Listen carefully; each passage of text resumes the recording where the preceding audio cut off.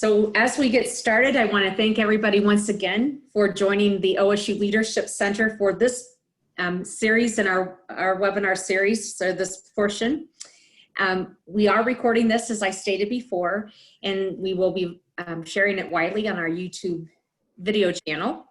And you will receive a link later today with an evaluation link also, so please complete that.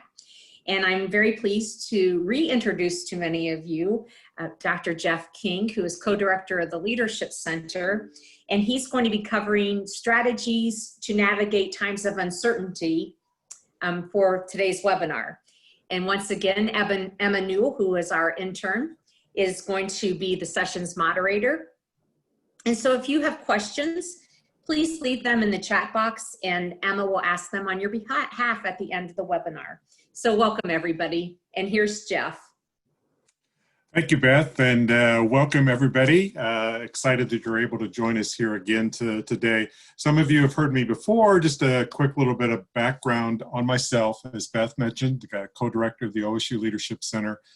Do have my degrees from OSU Extension, focused in, not OSU Extension, but from Ohio State University. Mostly around the area of education, and then my PhD also focused on leadership development. With that. So that's just a little bit about me. We're here today, though, to talk about what are some of the strategies for us to navigate these times of uncertainty. And it's the idea over the last couple of months, just of all the things from COVID-19 that has shook our world. The things that we knew to be true or how we operated was really turned upside down. And even if you think about the last week, what has been going on in the world around us, and with the death of George Floyd, I think the context of uncertain times is not limited to that idea of COVID-19, but also other challenges being faced in our communities. And I think as we get started, I think we want to be right up front that we stand with those that seek a world free of injustices in our society. And fundamentally, we have to, I say stand with, but I think alongside, and whatever we can do to influence that world around us. And we may not know exactly what. We have to come together and really figure out ways on how we begin to move forward. And I think that's part of the uncertainty. So again, while we put these series together to address some of the leadership challenges of COVID-19 leading to uncertainty, I think there's real live events in our lives today that the same content can apply, and how you can be even a greater person of influence wherever you are in an organization. You don't have to be the CEO, you don't have to be the director of a unit or a team leader. We can lead from where we're at within any organization. So as we think about moving forward, where do we begin? This whole idea of how do we deal with the uncertainties, not knowing kind of what's that next step? How do we move forward? Well, let me ask you a question. Whose behavior do you have the most control over? Whose behavior? Ultimately, yes, my own behavior is who I ultimately have control over. So you may ask, so what, now what? What does that have to do with coming together here today? And I like to set the context, as I have in the past, if you've attended other workshops, around the results cone.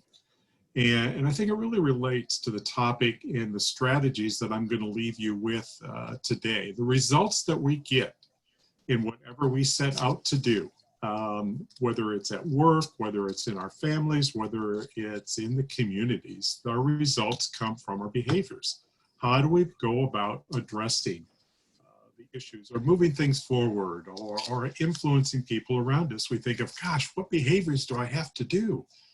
But what I think is missing from that initial thought of, gosh, what do I need to do, is that fundamental piece of what is the thinking behind what you need to do.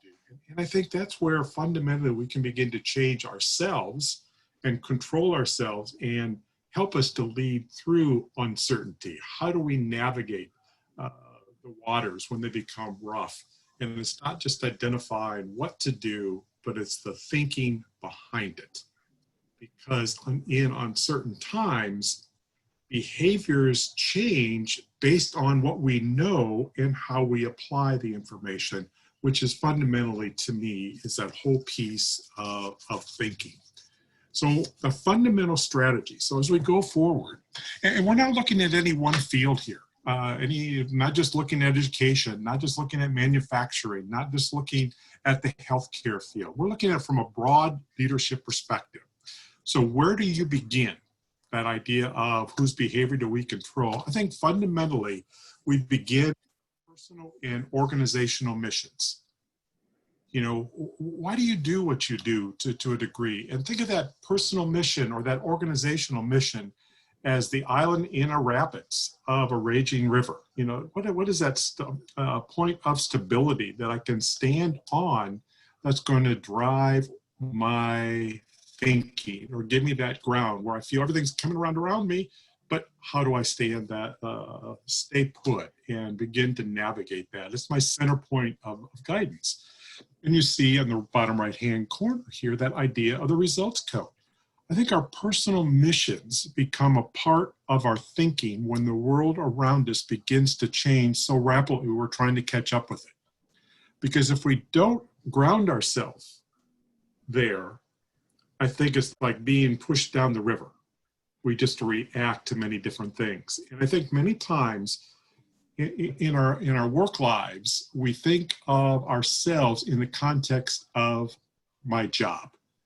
So you see here's a rough outline of my job description.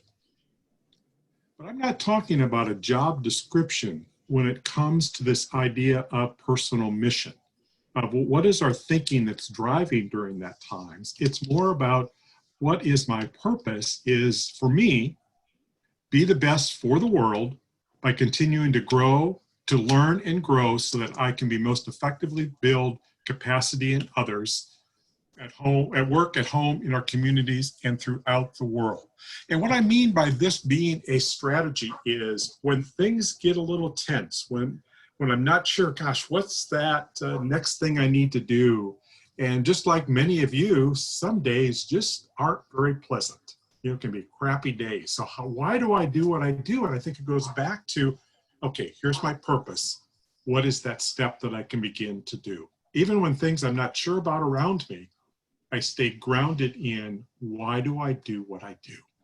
So I think fundamentally that we can all, regardless of what field you're in, is we can reaffirm our purpose. So what is your purpose? And there might have been times in your career, in your life that you sat down and jotted some notes down with that, or you may even have it somewhere visible, but to go back and really think about that and put that to me in a visible place, that when things start to happen around us, why do I do what I do?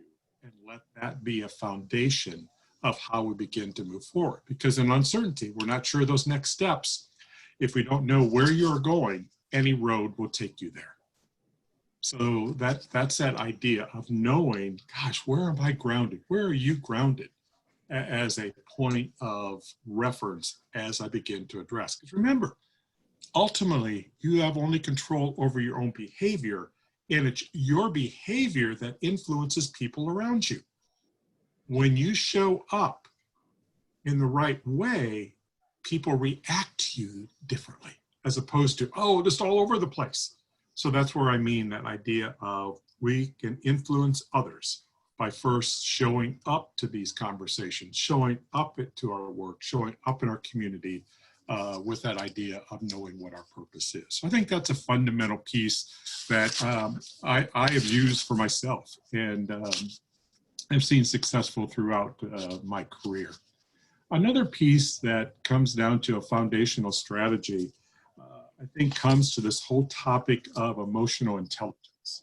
And you may read a lot or some about it or heard about it. And gosh, emotions, we have unique relationships with our emotions. And it varies from oftentimes from people to people, person to person with that.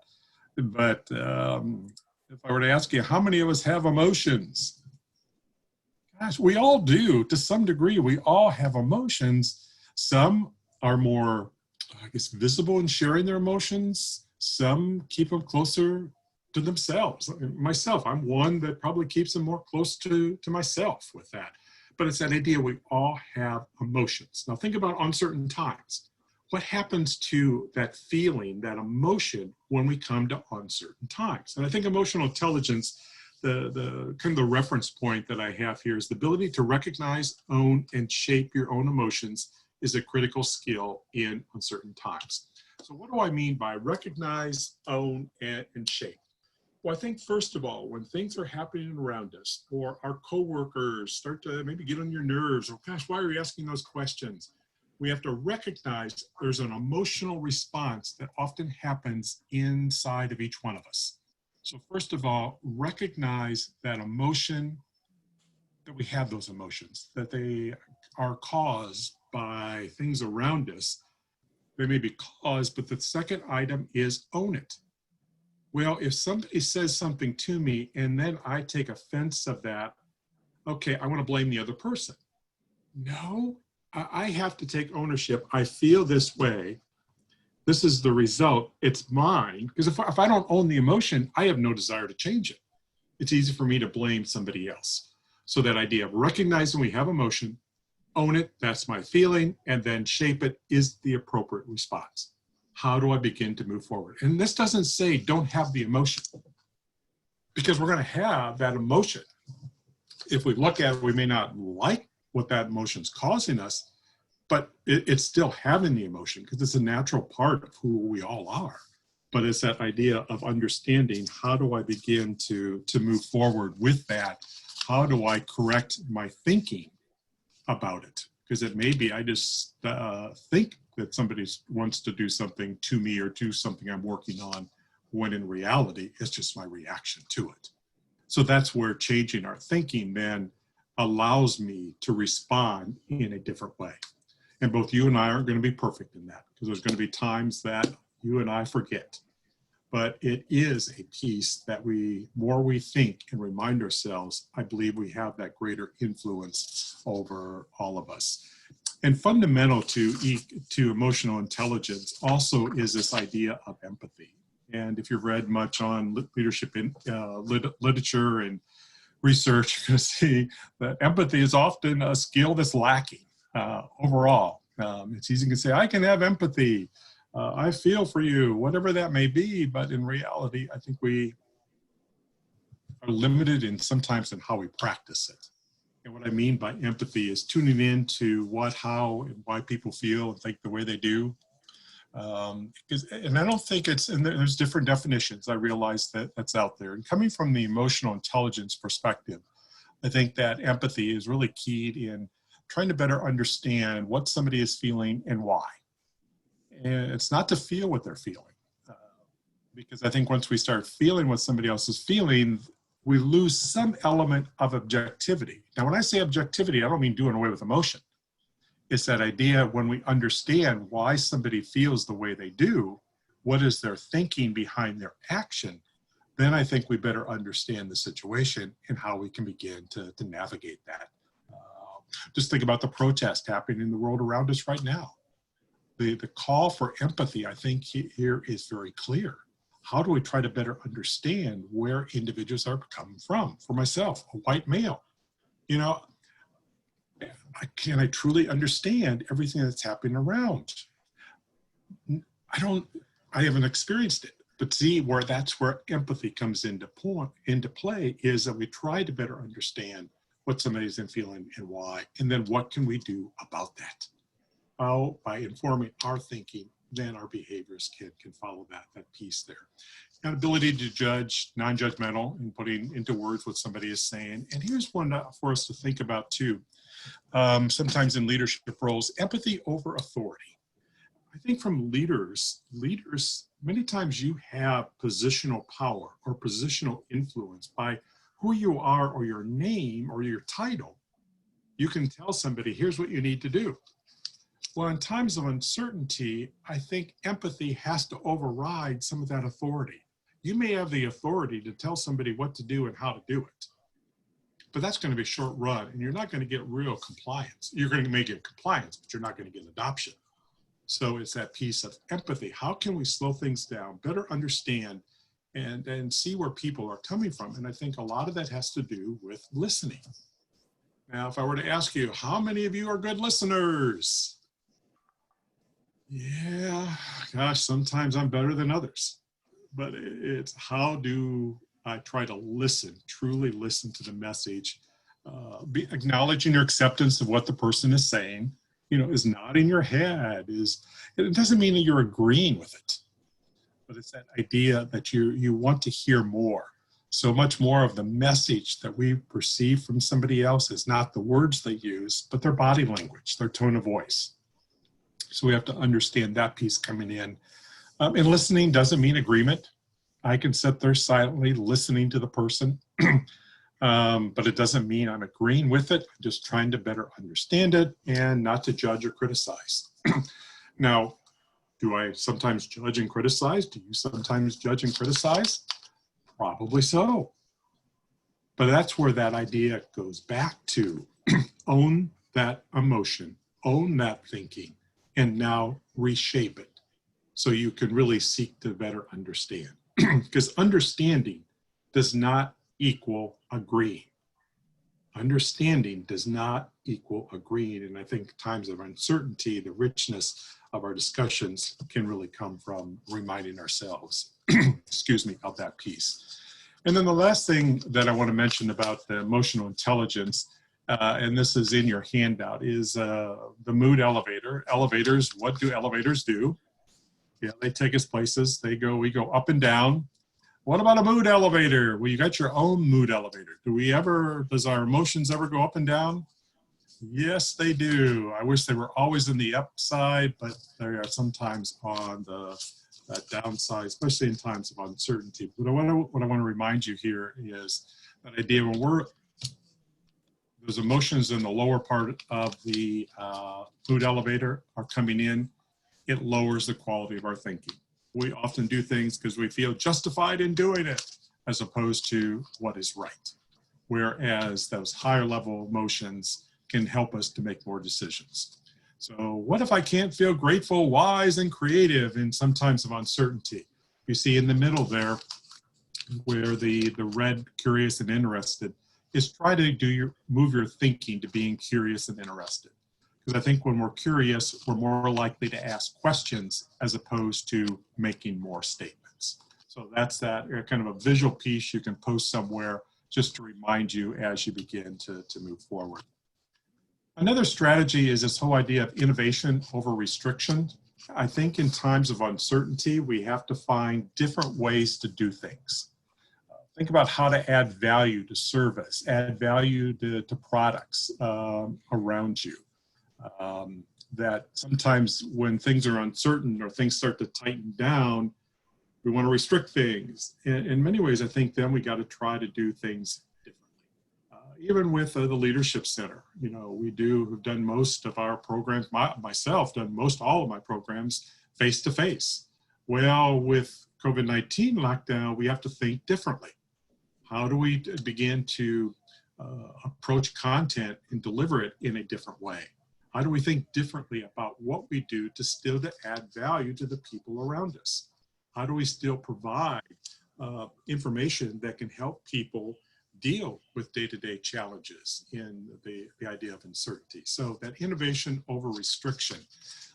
In our change style, many of you have done Myers-Briggs, many have Strengths Finders, and I'm just going to introduce this particular framework in this assessment just to give you something to think about. There is a personality, I call it a personality assessment to our change style. And it's along a continuum of conserver, pragmatist, and originator. So here again, it's our thinking, and I'm still under this umbrella of innovation versus restriction. So this change style indicator gives us kind of our personality to change more from a conserver, pragmatist, or originator. None of these are bad.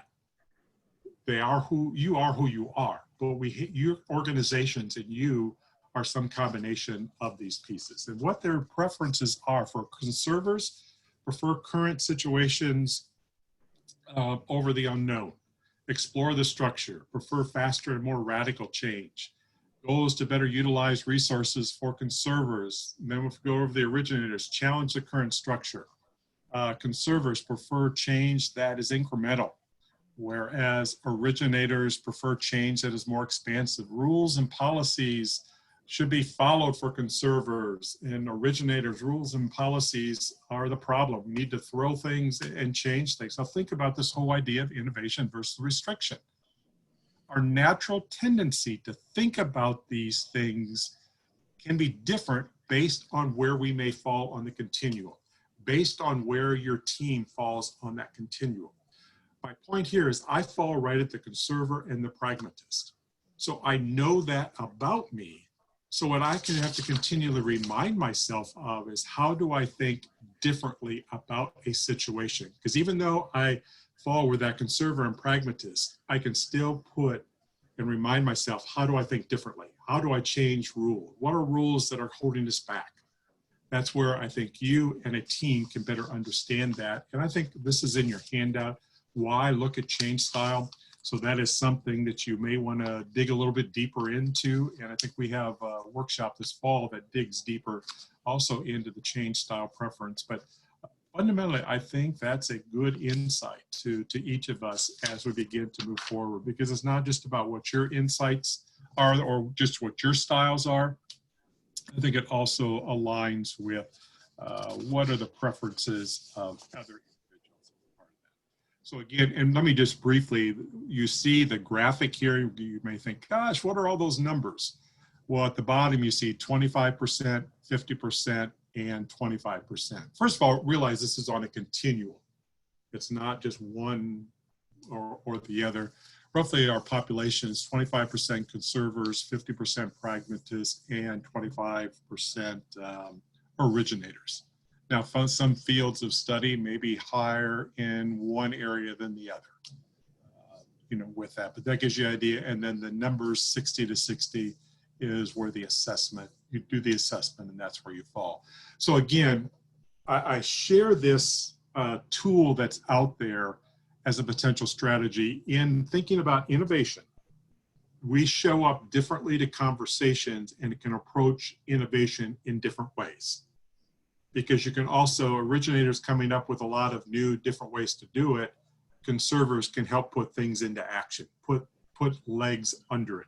So I think when we better understand this, the gifts that people bring to a situation, I think we're better able to utilize our team to move forward more effectively.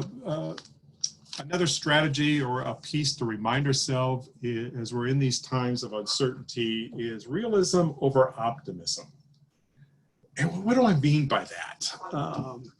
We want to be optimistic as leaders. We're going to get through this. Things are going to work out. But especially in times of uncertainty, I think we also have to be upfront and real about what is the true facts of the situation. And another way we can say this is realism balanced with optimism and transparency. Because I don't want to work, I'm less motivated if a leader is very pessimistic. Oh, things are falling apart, we're never going to survive. Realism, but yet, how can we work through this? You still, to me, need a sense of optimism. And I think when we balance with some element of optimism, it's going to be difficult here for a while. We're going to do all we can to get through. Here's our current situation. Here are some of the things that we are putting in place. You see the transparency? So I think we need to remember those things together. That idea of realism, balancing with, I know we can do this. We can figure this out together, and sharing that idea of transparency. You've heard in crisis communication, if some of you also joined Dr. Buck here a couple weeks ago, is that idea of communicate, communicate, communicate. What is happening? What are you doing? What's going on, with that? Hiding the information. Some people that hold information back, you may not think you're hiding it, but you're almost like you think I'm protecting somebody. But oftentimes they know, here are some of the things that are going on, and they know that. So I think it's better just to be upfront and to share that piece with you. And then I think one of the last strategies is be gentle on yourself. in working through times of uncertainty.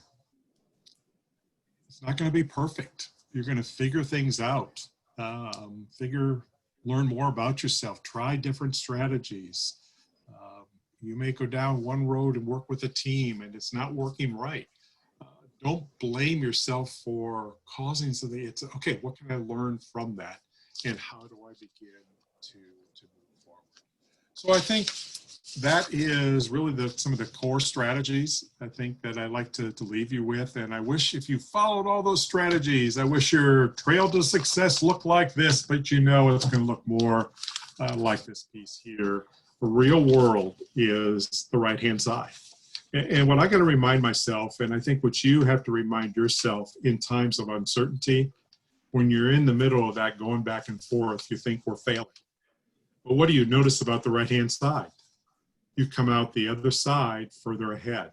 So we got to be careful of not getting caught in the moment and feeling like this isn't working. It's that idea, to me, going back to that, why do you do what you do? And how do you listen to others? How do you try to gain that momentum of moving things forward? Because the right-hand side, you don't do it alone. You do it with the other people around you that are also working through challenges. You're not all going to agree on things, but it's having the dialogue and the discussions as a part of that to really to move forward. So thank you very much. Hopefully hit some points that you can take and utilize, and I believe we have a few minutes. If you'd like to put in some questions, and Emma, if there are some other questions that might have come through during the session, feel free to share those. Thank you so much, Dr. King. We have a couple of questions, and one of them is, how do you give the impression of actively listening without indicating agreement? I tend to shake my head, encouraging people to speak freely, but this is often mistaken as saying, yes, I agree with you. Yeah, I still think it's important to shake your head. Yes, that's what we have to remind ourselves is that is acknowledging you want to hear the person. When the person is done sharing, then you can share, here's my perspective. Thank you for sharing that. Here's how I see the situation as a part of that. I think when we just look, I used to just look at them and think, I can't shake my head because they think I'm agreeing with them.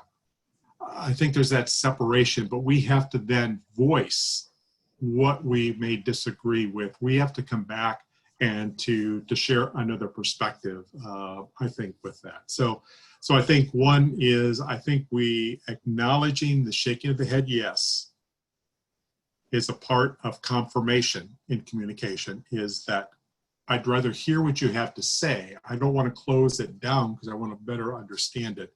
And then also be able to come back and say, I heard you. Here's what I heard you say. Here's where my view differs from yours a bit. And I think that's where sometimes we feel it's the most difficult to do, is actually to speak up. And maybe subtly in my mind, I'm thinking, if I don't shake my head yes, they just automatically know I'm not agreeing with them. Well, that's not the case. We know what we're thinking. They don't know what we are thinking. Hopefully that's helped there. Absolutely. We also have a request to go back to the innovation thinking versus restrictive slide, if you're able to do that. And if you have any further questions, please feel free to put them in the comments box. As of right now, we do not have any more questions. So I will turn it over to Beth to give our final remarks. And I wanted to thank you again, Dr. King, for giving us this webinar. Okay. Thank you. Thank you all for joining. Yes, and Jeff mentioned the change style preference, and that there is a webinar scheduled, and it is scheduled for September 24th, if you'd like to mark your calendars. And we will be offering some type of a special during the month of July, so stay tuned. And if you're going to sign up for our workshops, you may want to wait until July, but feel free to go ahead and sign up if you'd like. And so this concludes our session for today. And once again, this presentation will be made available on our YouTube channel, and I'll be sending that out to you later today with a link to our evaluation also. And In the evaluation, I asked that if you like these webinars and you want them to continue, we are trying to decide if we are going to continue them or not. So make your voices heard if you want these to continue, or if you think we've run our course, please let us know. We're here to serve you. Saying that, hope to see you at our future webinars. Our last one that's scheduled is scheduled for next week, and it's about building resiliency. And also, please follow us on Facebook, Twitter, and LinkedIn for current updates and tips and tricks for dealing with these times of uncertainty and being a leader in these current times. Have a good day, everybody.